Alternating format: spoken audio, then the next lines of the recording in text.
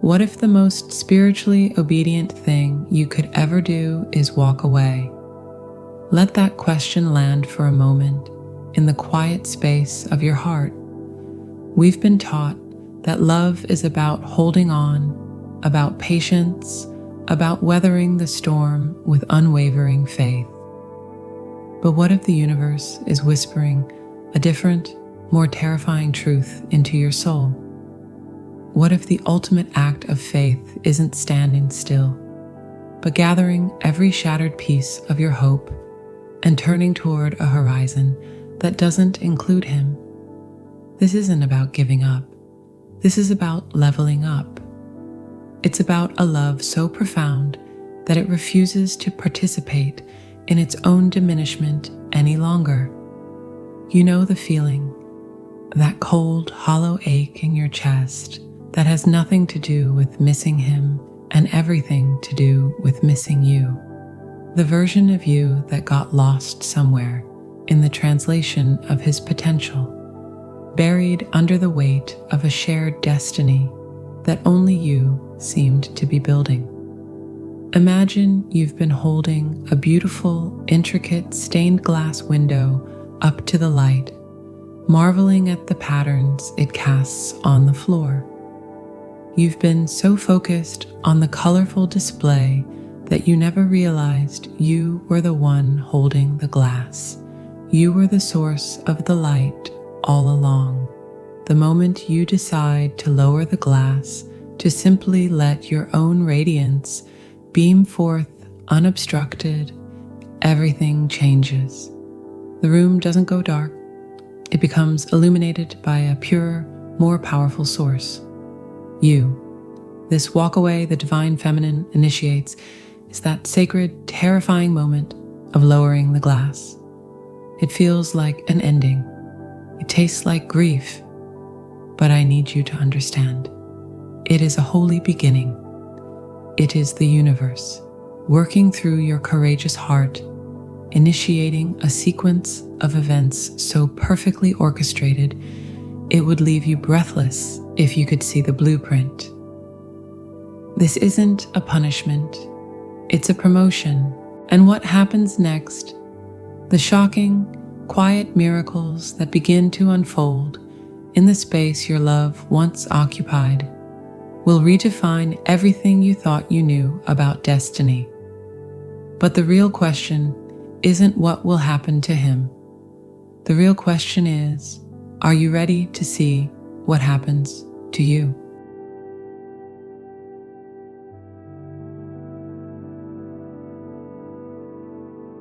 Let's get real for a moment. We talk a lot about the runner and the chaser, the push and the pull, the divine dance, but we rarely talk about the electrical grid. You see, for so long, you've been the power source. You've been the sun, and he's been a beautiful, intricate solar panel, capable of incredible things, but only when basking in your light.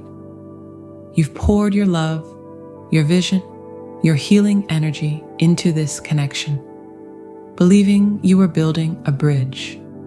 And in a way, you were, but it was a one-way street. You were the only one paying the toll. Think about it. How many times have you sent love into the ether, visualizing his awakening? How many times have you transmuted the shared anxiety, the fear, the shadow, all by yourself in the quiet of your own heart, hoping that by you doing your work, it would somehow magically compel him to do his? It's a generous, beautiful, and utterly exhausting endeavor. And it creates a silent, insidious dependency. He gets to enjoy the feeling of connection, the warmth, the sense of purpose, the high-frequency buzz, without ever having to fire up his own generator. Why would he? The electricity is flowing just fine from your grid.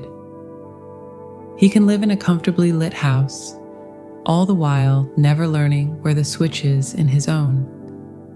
Your energy, your unwavering belief in the union, your capacity to hold space, your profound empathy has been his spiritual Wi-Fi, and he's been blissfully, unconsciously browsing, streaming, and downloading all that good stuff, completely disconnected from the fact that the router is in your house and you're paying the bill with your emotional labor. Then comes the day. It's not a day of drama. It's not a day of ultimatums. It's a day of a quiet, soul-deep knowing. It's the day you realize that love is not enabling stagnation. Love is not a perpetual energy donation. Love, a true divine love, sometimes looks like a power outage. So you do it. You unplug. You withdraw the energetic lifeline. It is the single most compassionate and terrifying act of your life. And what happens in that silence? In that sudden, profound blackout? Chaos. But a sacred chaos. The music he's been dancing to stops. The lights go out. The comfortable, low-frequency hum he's existed in for so long vanishes. And he is left in a deafening silence with the one thing he's been avoiding all along: himself. No more borrowed light, no more reflected warmth, just the cold, hard walls of his own inner world. It's terrifying, it's lonely, and it is absolutely necessary. This is not punishment. This is grace. This is cosmic tough love.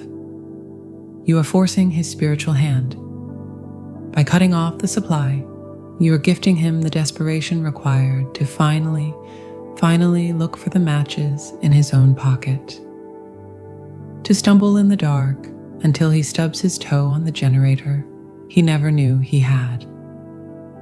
He has to learn, through sheer necessity, how to create his own light, how to stoke his own fire, how to sit with his own shadows without you there to transmute them for him. Your walk away is the ultimate act of belief, not in the union, but in him. It's you saying, on a soul level, I know you have this within you. I'm no longer going to rob you of the discovery of your own power. You are forcing his autonomy. You are midwifing his authentic awakening, which can only ever come from within, never from without. It's the spiritual equivalent of taking the training wheels off the bike. There will be a wobble. There might be a crash, but there will never, ever be true balance until he realizes the stability must come from his own core. And the beautiful, ironic secret: this very act, this sovereign withdrawal, is what makes a true, healthy union even possible. You cannot build a partnership between a power plant and an appliance. You can only build it between two self-sustaining generators, radiating their own light, choosing to connect their grids as two whole, complete beings. This is where the real magic begins, for both of you. But what about the alchemy that occurs within you in this sacred silence? What becomes of the flame when it stops trying to light another's way and instead turns its focus inward? The transformation on your side of the equation is even more profound. But that beautiful soul is a story for another moment.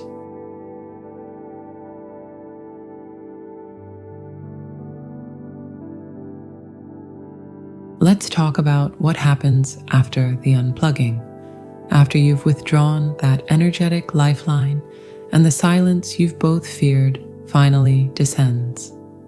Everyone focuses on what he's going through in that quiet. But darling, the real symphony is playing in your soul. This is where the magic happens, not out there in the void between you, but in the sacred, suddenly spacious universe within you. You see, for so long, you've been operating under a beautiful, painful illusion. The illusion that your wholeness was a joint project, that he held the missing pieces, that your divine masculine was out there, walking around in another body, and your job was to lovingly coax him home. It's a romantic notion, isn't it? But it's a trap. It places the source of your completion outside of yourself. And the moment you walk away, you're not just leaving him. You're shattering that illusion into a million brilliant pieces. You're initiating the most profound alchemy possible, the inner union. Think of it like this. You've been carrying a mirror, constantly angled toward him, reflecting back all the potential, the strength, the leadership, the grounded power you know he possesses. It's exhausting holding that mirror up all day. And in that constant act of reflection, you've inadvertently given away parts of yourself. Your own ability to be your own anchor. Your own power to decisively choose for yourself without waiting for a sign. Your own ability to build a life so stunningly complete that it doesn't need a partner to validate its beauty. When you walk away, you stop angling the mirror toward him. You turn it slowly and often with trembling hands back toward your own face. And that's when you see it, the shocking, breathtaking truth. All those qualities you adored in him, the strength, the protectiveness, the logic, the drive, they weren't his, not really. They were yours. They are yours. You were seeing a reflection of your own soul's architecture, your own divine masculine energy projected onto a screen called him. Your walk away is the ultimate act of reclamation. It's you gathering up all those scattered, projected fragments of your own soul and saying, I'll take those back. Thank you very much. It's you realizing you don't need a knight in shining armor. You are the knight, the blacksmith, and the dragon guarding your own damn castle all at once. And honestly, isn't that a more interesting story? This isn't about becoming hardened or overly independent. It's about integration. It's about achieving spiritual and energetic androgyny within yourself.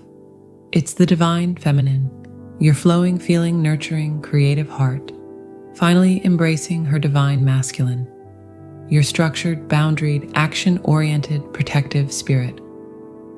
They meet inside you, they dance, they make peace, and from that union, a new you is born, a you that is whole, a you that is no longer seeking a twin flame because you have become the complete flame yourself. This is the great cosmic joke, the divine paradox they never tell you about in the twin flame brochures. The separation, the very thing that feels like a failure, is the exact catalyst required for the only union that ever truly mattered, the one inside your own skin. You walking away isn't a failure of the journey.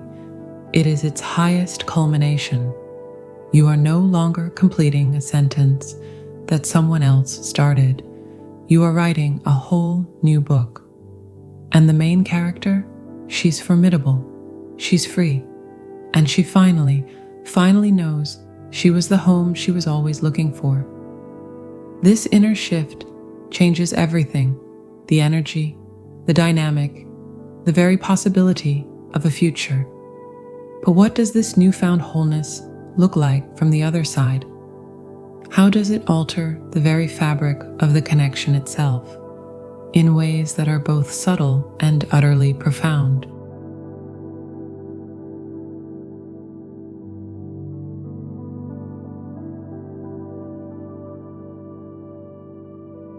So here we are, at the edge of everything you thought you knew. You took the step, you turned the mirror, you reclaimed your light and sat for a while in the stunning silence of your own becoming. And now you might be asking, quietly, in the secret chamber of your heart, was it enough? What comes after the unplugging, after the reclamation? Let me tell you, the story doesn't end here. It begins. This walkaway was never an ending. It was a homecoming of such seismic proportion that it rearranged the stars in your personal cosmos. You didn't just change the game, you stepped off the board you were playing on and realized you are the one who painted the squares, carved the pieces, and invented the rules all along. And now, you get to decide if you even like the game or if you'd rather dance instead. Think of it not as walking away from him, but as walking toward the highest version of what you two could possibly be.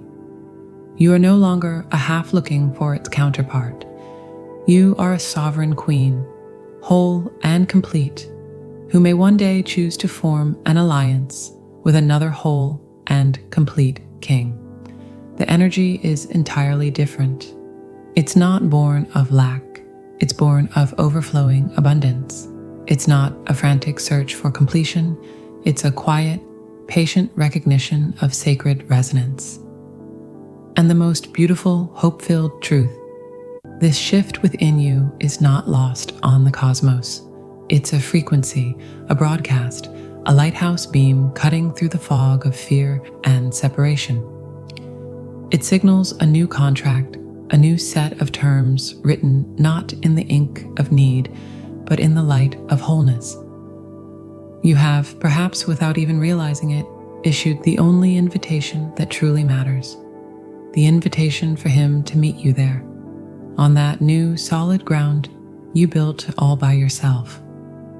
Whether or not he accepts that invitation on a timeline that aligns with your deepest desires is ultimately beside the point. The miracle has already occurred. You are the miracle. You have reclaimed your destiny from the clutches of a story that was too small to hold you. You are no longer waiting for a knight. You are the ruler of your own realm, and your heart is the throne. And from that place of unshakable sovereignty, you get to choose every single day what and who deserves to be in your royal presence. The path forward is not a straight line back to what was. It's a spiral upward into what can now be. A connection reborn not from fantasy, but from truth. Not from desperation, but from choice. You have passed through the fire and emerged not scorched, but tempered. Stronger, softer, in all the right ways. More real than you've ever been. So breathe, beautiful soul. You have not ruined anything, you have fixed everything. The ball is no longer in his court, it's in the universe's. And your only job now is to live radiantly and uncompromisingly in the glorious truth of the wholeness you have forged. The rest, it's not your problem to figure out. It's your destiny to discover. And you know the most exciting part? The universe has a breathtaking sense of irony and a flair for the dramatic. Just when you think you've figured out the plot, it loves to hand you a twist that's better than anything you could have scripted. But that's a story for another day. And trust me, you'll want to stick around for it.